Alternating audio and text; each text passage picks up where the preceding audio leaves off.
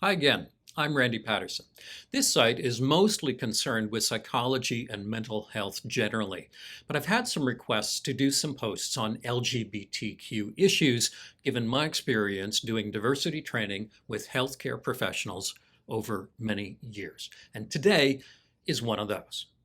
I mentioned in an earlier post that when I do these training programs, I want people to feel free to ask any question they have. Difficult ones, embarrassing ones, potentially offensive ones. I want it all. So I put out question sheets for people to write on and big envelopes for them to stuff those things into. And then I pull out the questions and I deal with them in the second half of these programs. And the one thing I don't tell people, but I probably should have, is that at the end of these things, I collect these sheets, and I've collected hundreds and hundreds and hundreds of them. So I've got a big file. Okay, so here's one of those questions. Given that the situation for LGBTQ people in Canada, I'm in Canada, hopefully this will apply to wherever you are too, has improved so much in recent decades, is there really still a need for this type of diversity education program? Now, in effect, this person is saying, look, you guys wanted a bunch of stuff. You got it. It all happened. The same cannot be said, granted, in Poland or in Tunisia or Malaysia or South Carolina, but this is Canada. We did it all. Mission accomplished. To the extent that there may have been something like a culture war, it's over. You won. So sit down and stop complaining already. Well, okay, of course, they didn't actually say that. You can imagine that that's the kind of thing that's on a lot of people's minds. You know, when did the love that dare not speak its name become the love that cannot shut up? You know, like we won. We can relax. Well, of course, that question can be dealt with in any number of ways. For one thing, the situation for trans people in Canada and the US actually isn't all that great, and it could be a heck of a lot better. And gay, lesbian, bi people are still victimized, still discriminated against, still thrown out of their families, still subject to inadequate care by the healthcare system in certain areas, still subject to a glass ceiling in a lot of workplaces, still bullied in schools, still fearful of coming out in professional sports, and on and on and on. But I actually can see where this person is coming from. Initially, there was a push for the decriminalization of same-sex relations. That was accomplished in Canada. It was accomplished before the Stonewall riots in the United States, before the starting gun for the gay rights movement, at least in the US, right? Final decriminalization only came in, I believe it was 2004 in the US in the last states for which same-sex behavior was illegal. Now, we wanted anti-discrimination legislation. Canada, we got that. We wanted an end to discrimination against LGBTQ people in the military. We got that.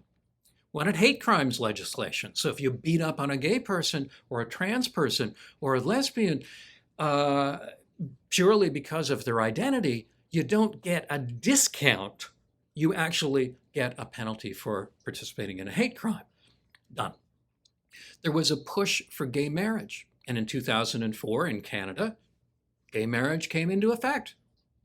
Now, again, progress for the trans community has been much slower. But for the gay community, much of what we might call the shopping list of legal changes has mostly been achieved. And indeed, the attitudes of the general public have tended to follow along. For example, public approval for gay marriage gradually rose until the laws changed. And in fact, it was a considerable majority of the Canadian public before Parliament ever brought in gay marriage. And after the law changed, the approval rose even faster. Now, in part, we were helped along by the critics, the people who were opposed to gay marriage, who were talking endlessly about how if we had gay marriage, the country would fall apart, fire and brimstone would rain down on us, and earthquakes would turn the whole place into a wasteland. That's a really good strategy for scaring people. But it is a kind of setup for yourself. Once the government passes the bill and none of that stuff happens, people go, oh, I guess all that was garbage. And then they move on. In the US, when Obama got gay marriage through in his second term, the opposing forces said, this will be a disaster for the country. A catastrophe may come in 2016. Well, okay, bad example. Anyway, and I'm sure somebody thinks that COVID, for example, is God's retribution for gay marriage instead of for, well, electing you know who. But, whatever. People whose neurons still fire tend to realize that this has been mostly fine. There's been a couple of hiccups for the wedding cake industry. Big deal.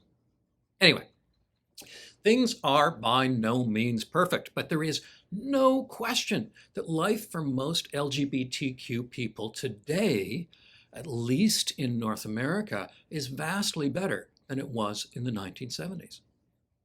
When I first started doing these training programs, I wanted to raise an issue about the evolution of human rights.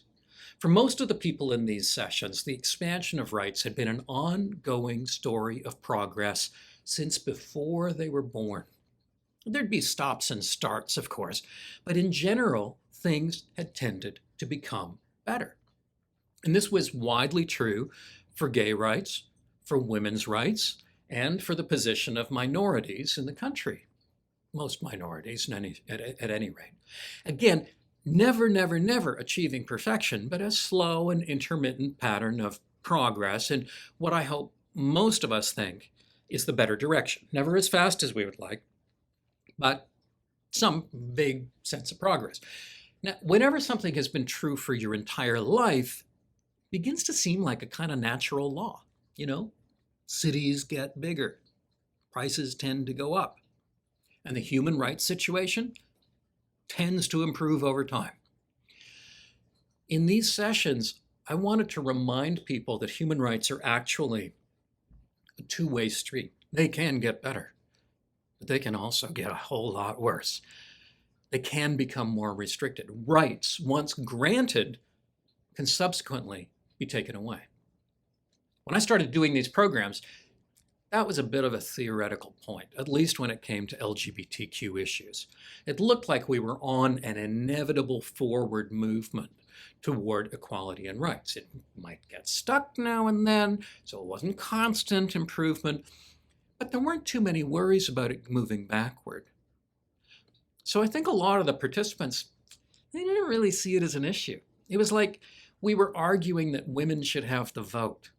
Well, of course women should have the vote, and it's already done. And is anybody really thinking that that shouldn't happen anymore?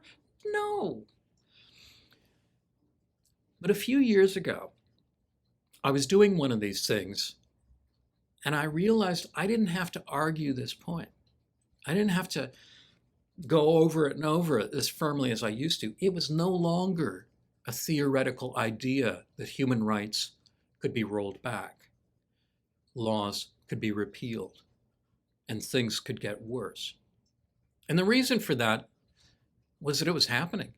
And even the privileged and sheltered students in some of the university classrooms I was in couldn't help but see the erosion of rights in some countries, the executions of gay people, the restrictions on gay pride parades, or on public discussions of sexual minorities, for example, in Russia. Increasing legal penalties for gay people in countries in Africa, or gay people in the Syrian conflict being tied up and thrown from towers. Nationalist and neo-Nazi movements in Eastern Europe prompting governments to roll back some of the liberties previously enjoyed by their LGBTQ citizens. Jurisdictions in Poland, part of the European Union, declaring themselves to be LGBT free zones. And then Even the United States restricting, for example, the participation of trans people in the military, not to mention the idiotic worries about where people could pee. All of this has not been isolated to the LGBTQ communities. Anyone who has been following the news has watched, likely with a certain amount of surprise, as the government of Texas has decided that the best judge of what a Texan citizen can do with her own body is the government and not that citizen herself. The erosion of human rights is no longer a theoretical idea. We don't have to bring up ancient history or the Weimar Republic to make that point. Now all we have to do is read the news. In some areas, granted, things are getting somewhat better for LGBTQ people. Recently, for example, the Swiss government recognized gay marriage. A little late to the parties, guys, but whatever, right? At least you're here. But I no longer get any arguments about why the defense of LGBTQ rights and women's rights and minority rights is an important issue. Worldwide, it seems as though the pendulum has begun to move away from respect for the rights of the individual in many areas. Today, when I do a talk on diversity issues, nobody argues that the battle has been won. Nobody says, "You're going to shut up now? You got it." A while back, I read a book by Evelyn Waugh. You might remember him from The Loved One or Brideshead Revisited. This was nonfiction about his travels between the First and Second World Wars, and it was called When the Going Was Good. And that title refers to the fact that once the Second World War started, it became almost impossible to travel. Well, that title has stuck with me, in particular two ways, actually, the most recent being COVID, of course, when the going was good, pre-COVID. But I think myself that there are places that I might have traveled to in the past that as a gay man I would just no longer go to. Partly because it may no longer be as safe or pleasant for a gay person to travel as it once was, and partly because I'm reluctant to spend my money in places that treat people like me that badly. Once people used to say that gay rights were on the march. Now, in many parts of the world, they're in retreat. So why do we still need diversity education? Partly because we never did get to where we needed to be, but partly because where we are isn't solid ground. It can slip away from beneath you if you don't watch it. That's not just true of gay rights, it's true of Rohingya rights, or women's rights, or almost any minority's rights. It would be nice to relax and shut up, frankly, but silence can be dangerous. Next time, back to psychology. And if you like this site, please subscribe and take a look at my books, How to Be Miserable, 40 Strategies You Already Use, and How to Be Miserable in Your 20s. See you again.